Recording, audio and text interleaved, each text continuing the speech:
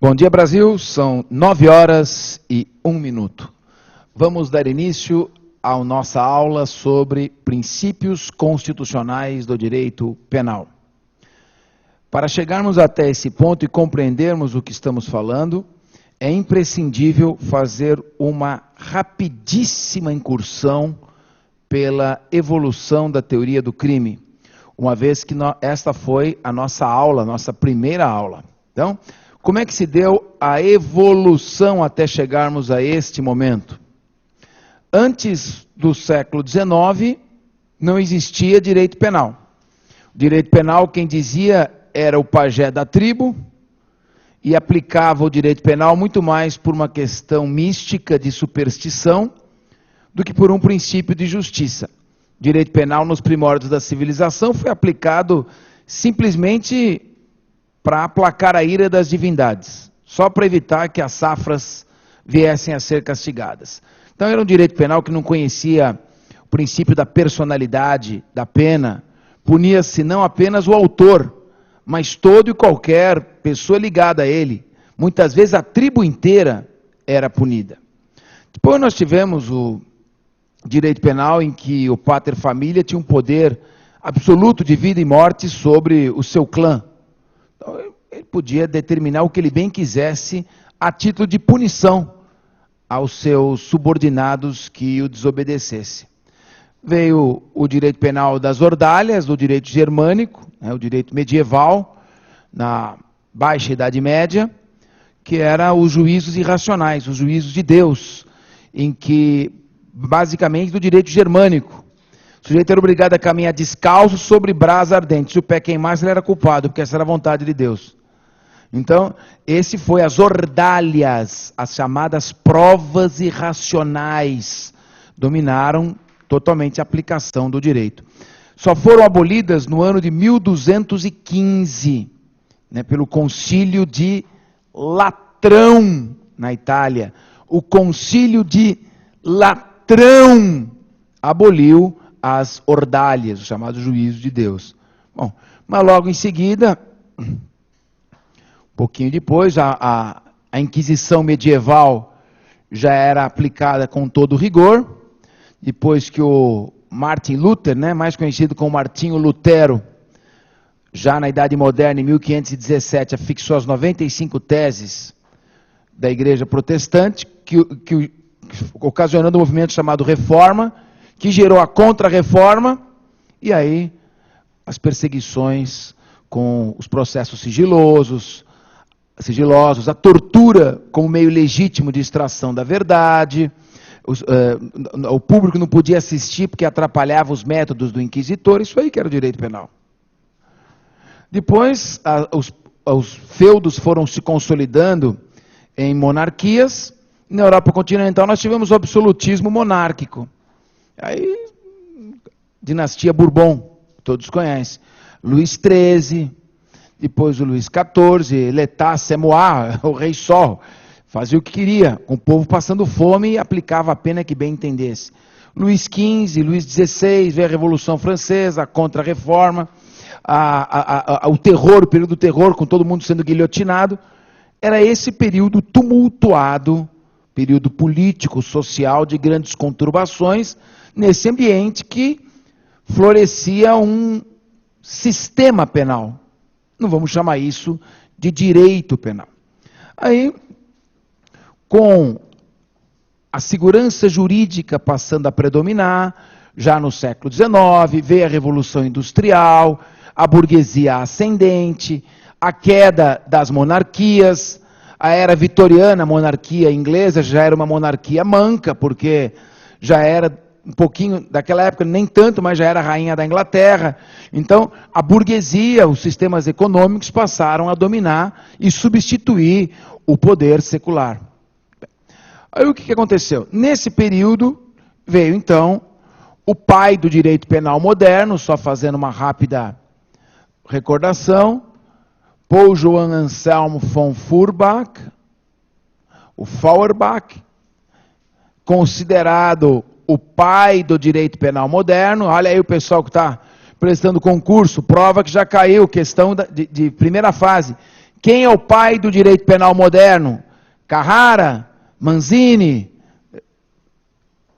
Quem é? Feuerbach.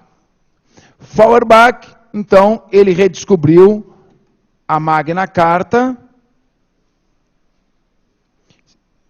Esse sistema aqui é melhor escrever em letra corrida. Esse é o nome original, né? Assim que se escreve, né? Originalmente. Não é que eu escrevi errado, não. A Magna Carta, de 1215, do rei João Sem Terra,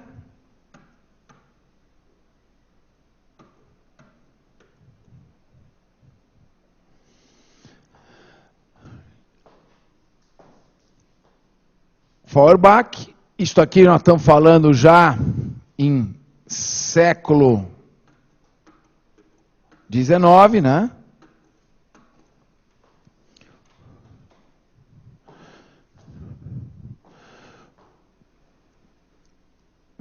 Magna Carta, rei João Sem Terra. Corta para mim.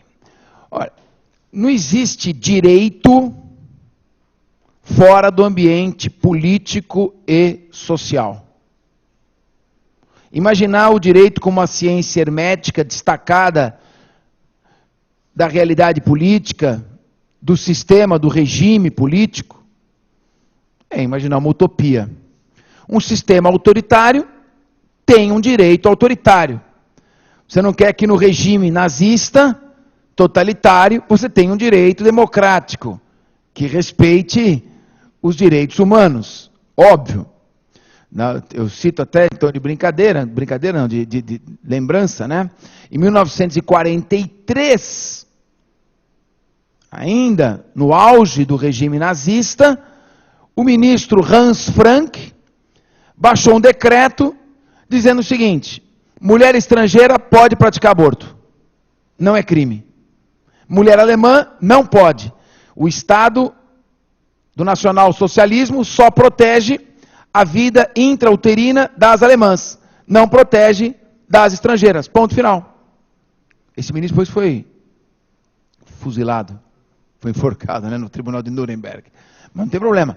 O problema dele. Estou dizendo o seguinte: no regime totalitário, você tem um direito sem bases éticas, que não respeita a personalidade da pena. O que caracterizou, basicamente, o direito nazista no regime totalitário?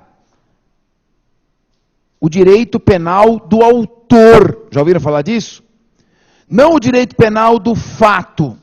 Direito penal tem que ser um direito penal do fato. Direito penal que pune o fato. O direito nazista é um direito penal do autor. Você não punia a pessoa pelo que ela fazia. Você punia a pessoa pelo que ela era, pela cor da sua pele, pela sua raça, pela sua posição ideológica. Isso que motivava. Então, o direito está diretamente ligado ao sistema, ao regime. Durante a monarquia absolutista, o que você vai ter? Um direito absoluto, que não oferece defesa a ninguém e que não obedece nenhum princípio prévio de objetividade, de impessoalidade.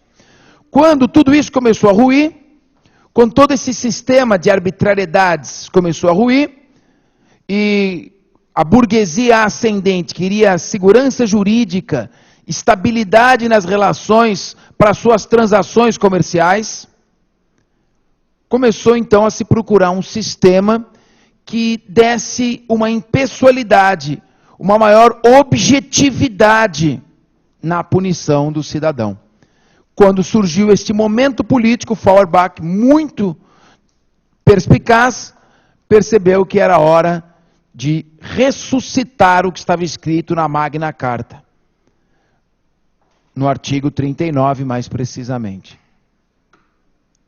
Foi lá e falou: pronto. O mundo está precisando disso. É hora de surgir o direito penal. Artigo 39. O que ele achou aí?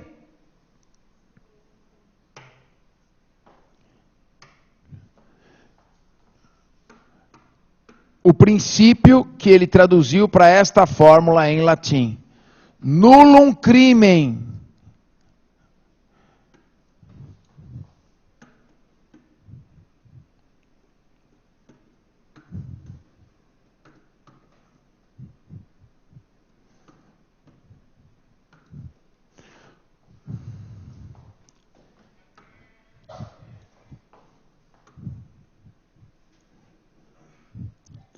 nula pena.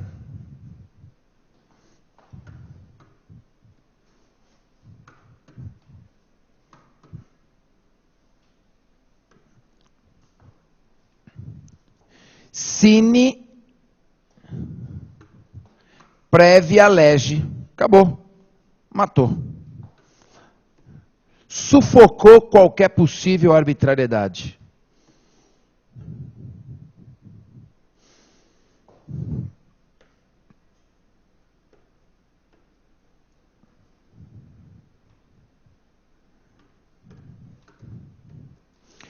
O mundo está precisando disto.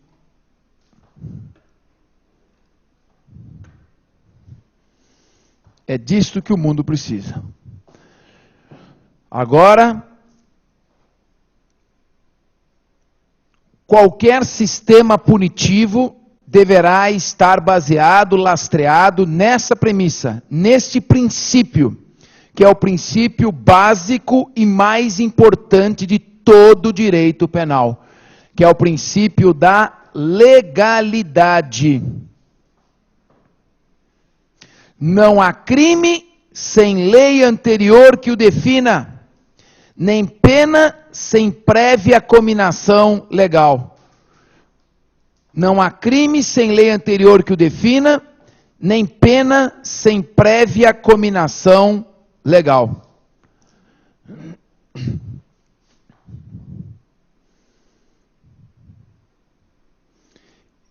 O Estado não pode mais colocar as suas mãos e punir o cidadão, acusando-o da prática de um crime, a não ser que ele tenha praticado uma conduta previamente descrita como crime, e não pode aplicar uma pena, a não ser que esta pena esteja previamente prevista. Crime descrito aonde? Pena prevista aonde? Numa regra geral abstrata, objetiva e impessoal chamada lei. Esse é o princípio da legalidade.